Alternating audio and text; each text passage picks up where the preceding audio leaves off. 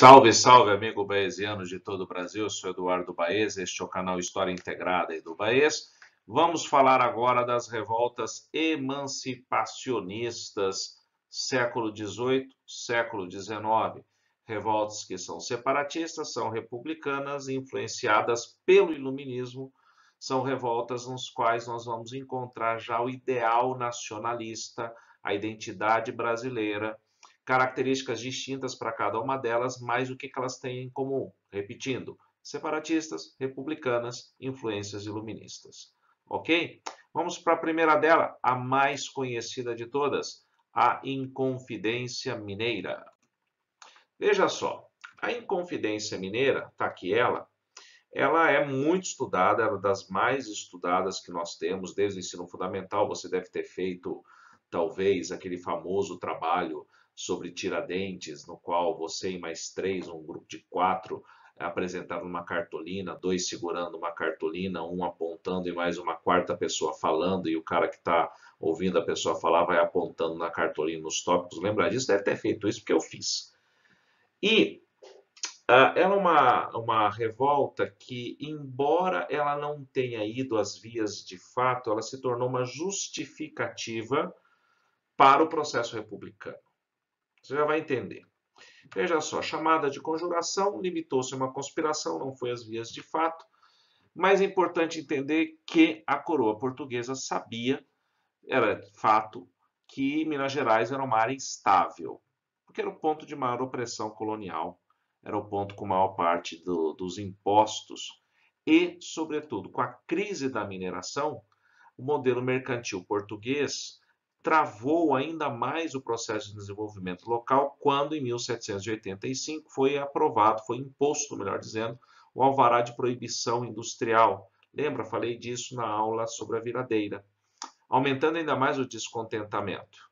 A independência dos Estados Unidos é o grande modelo para esses intelectuais. Importante lembrar que a elite intelectual de Vila Rica você não tem grande participação popular, ou não há participação popular aqui, uma revolta elitista, com Tomás Antônio Gonzaga, Alvarenga Peixoto, Cláudio Manuel da Costa, são todos altos funcionários da coroa, são membros dessa elite intelectual.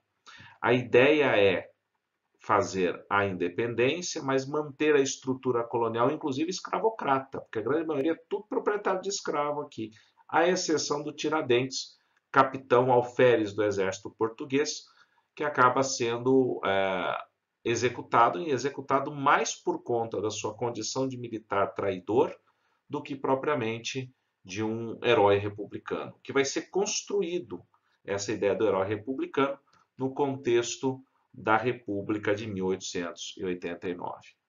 A revolta termina com a delação do Joaquim Silvério dos Reis, que entrega a todo mundo para não perder as propriedades.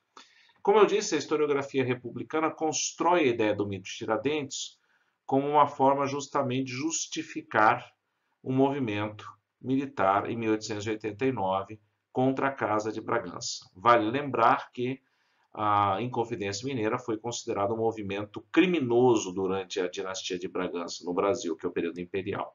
Só vai ser alçada a condição de revolução heróica, e a figura de Tiradentes junto, com a proclamação da República. Ok? Uma outra revolta é a Conjuração Baiana, não muito estudada pelo seu caráter popular, principalmente.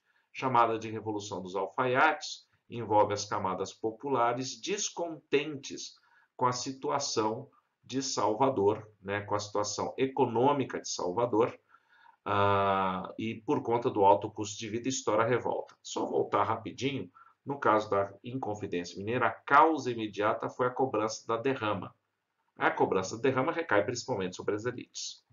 Aqui, na Conjuração Baiana, é uma revolta causada pelo alto custo de vida, pela fome principalmente, e aí você tem todo o tempero caracterizado pelas ideias iluministas e jacobinas da Revolução Francesa, que vai se tornar como um grande exemplo. Alguns historiadores chegam a dizer que há um certo haitianismo também influenciado pela independência do Haiti, que aconteceu em 1791, mas eu não vou apostar todas as minhas fichas nessa característica. Líderes populares presos, executados, à exceção do Cipriano Barata, que era o líder intelectual. A população que participou foi massacrada, e a grande diferença é o caráter popular dessa revolta em relação à Inconfidência Mineira. Ok? A próxima revolta é em Pernambuco, Revolução Pernambucana de 17. A família real está no Brasil. O absolutismo é restaurado após a revolta de Napoleão lá em Portugal. O Congresso de Viena pressiona para a restauração das monarquias absolutistas de Dom João, para não ter que voltar para Portugal, eleva o Brasil à categoria de Reino Unido em 1815. Altos custos para se manter a corte no Brasil, impostos altíssimos.